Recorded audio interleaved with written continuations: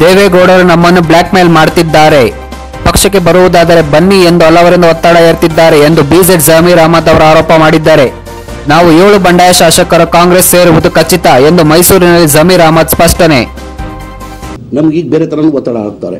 ನಿನ್ನೆ ರಾತ್ರಿಯಿಂದ ಚಂದ್ರಸ್ವಾಮಿಗೂ ಫೋನ್ ಮಾಡಿದ್ದಾರೆ, ನನಗೂ ಬೇರೆ ಮುಖಾಂತರ ಫೋನ್ ಮಾಡ್ತಾವ್ರೆ. ಆಯಿತು, ಆಗಿದಾಯಿತು, ತಿರ್ಗಾ ಬರೋಕ್ಕೆ ಹೇಳಿ, ನಾವು ಕೇಸ್ ವಾಪಸ್ ತೊಗೊಳ್ತೀವಿ. ಪ್ರಶ್ನೆನೇ ಬರಲ್ಲ ವಾಪಸ್ ಬರೋದು. ಅವ್ರು ಒತ್ತಡ ಹಾಕ್ತಾವ್ರೆ, ಪ್ರಶ್ನೆನೇ ಬರಲ್ಲ. ನಾವು ಏನಾದರೂ ಡಿಸ್ಕ್ವಾಲಿಫೈ ಆದರೆ 6 ವರ್ಷ ನಿಲ್ಲಂಗಿಲ್ಲ. ನಾವೇನು ರಾಜಕಾರಣಿಯಲ್ಲೇ ಬದುಕಬೇಕಂತೇನಿಲ್ಲ. ಏನಾದರೂ ನಮ್ಮ ಒಂದೇ ಗುರಿ, ನಮ್ಮ ಕಾಂಗ್ರೆಸ್ ಪಕ್ಷ ನಮ್ಮ ರಾಜ್ಯಕ್ಕೋಸ್ಕರ ಕಾಂಗ್ರೆಸ್ ಪಕ್ಷ ಅಧಿಕಾರಕ್ಕೆ ತರಬೇಕು.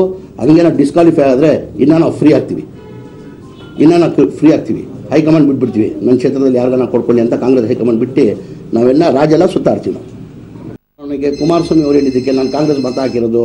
ಕುಮಾರಸ್ವಾಮಿ ಅವರು ಬಂದು ಯಾವುದನ್ನ ಮಾಧ್ಯಮಕ್ಕೆ ಹೇಳ್ಬಿಡಲಿ, ಯಾವುದನ್ನ ದೇವಸ್ಥಾನ ಅವ್ರು ನಿಗದಿ ಮಾಡಲಿ, ಆ ದೇವಸ್ಥಾನಕ್ಕೆ ಬಂದು ಆಣೆ ಮಾಡಿ ಹೇಳ್ಬಿಡಲಿ, ನಾವು ಜಮೀರ್ ಅಹಮದ್ ಖಾನ್ಗೆ ರಾಜ್ಯಸಭಾ ಎಲೆಕ್ಷನ್ಗೆ ಚುನಾವಣೆ ಓಟ್ ಹಾಕಕ್ಕೆ ಹೇಳಿಲ್ಲ ಕಾಂಗ್ರೆಸ್ಗೆ ಅಂತ ಹೇಳ್ಬಿಡಲಿ, ನಾನು ರಾಜಕೀಯದಿಂದ ನಿವೃತ್ತಿ ತೊಗೊಳ್ತೀನಿ ಅಂತ ಹೇಳಿದ್ದೀನಿ.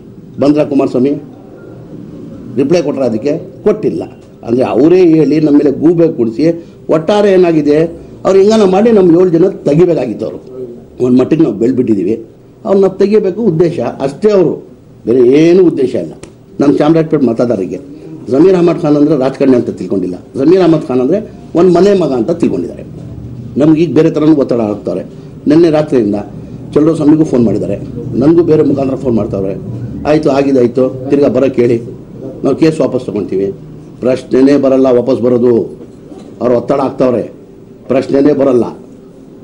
ನಾವು ಏನಾದರೂ ಡಿಸ್ಕ್ವಾಲಿಫೈ ಆದರೆ 6 ವರ್ಷ ನಿಲ್ಲಂಗಿಲ್ಲ. ನಾವೇನು ರಾಜಕಾರಣಿಯಲ್ಲೇ ಬದುಕಬೇಕಂತೇನಿಲ್ಲ. ಏನಾದರೂ ನಮ್ಮ ಒಂದೇ ಗುರಿ, ನಮ್ಮ ಕಾಂಗ್ರೆಸ್ ಪಕ್ಷ ನಮ್ಮ ರಾಜ್ಯಕ್ಕೋಸ್ಕರ ಕಾಂಗ್ರೆಸ್ ಪಕ್ಷ ಅಧಿಕಾರಕ್ಕೆ ತರಬೇಕು. ಹಂಗೇನೋ ಡಿಸ್ಕ್ವಾಲಿಫೈ ಆದರೆ ಇನ್ನೂ ನಾವು ಫ್ರೀ ಆಗ್ತೀವಿ. ಹೈಕಮಾಂಡ್ ಬಿಟ್ಬಿಡ್ತೀವಿ. ನನ್ನ ಕ್ಷೇತ್ರದಲ್ಲಿ ಯಾರಿಗಾನ ಕೊಡ್ಕೊಳ್ಳಿ ಅಂತ ಕಾಂಗ್ರೆಸ್ ಹೈಕಮಾಂಡ್ ಬಿಟ್ಟು ನಾವೆಲ್ಲ ರಾಜೆಲ್ಲ ಸುತ್ತಾಡ್ತೀವಿ. ಚಂದ್ರಸ್ವಾಮಿಗೂ ಮಾತಾಡಿದ್ದಾರೆ, ನನಗೂ ಬೇರೆ ಥರ ಮಾತಾಡ್ತಾರೆ. ನಿನ್ನಿಂದ ಏನೋ ಒಂಥರ ಬ್ಲ್ಯಾಕ್ ಮೇಲ್ ತಂತ್ರ, ಭಯ ಬೀಳಿಸ್ತಾರೆ. ನಾವು ಭಯ ಬೀಳೋರು ಅಲ್ಲ. ಪಕ್ಷ ಬರೋಕ್ಕೆ ವಾಪಸ್ ಡಿಸ್ಕ್ವಾಲಿಫೈ ಮಾಡಿಬಿಡ್ತೀವಿ ಅಂತ. ಡಿಸ್ಕ್ವಾಲಿಫೈ ಆದರೆ ಏನಾಗ್ತದೆ? ಈಗ ನಾಳೆ ಮುಂದೆ ಎಲ್ಲ ತಲೆ ಬಾಗಲೇಬೇಕು.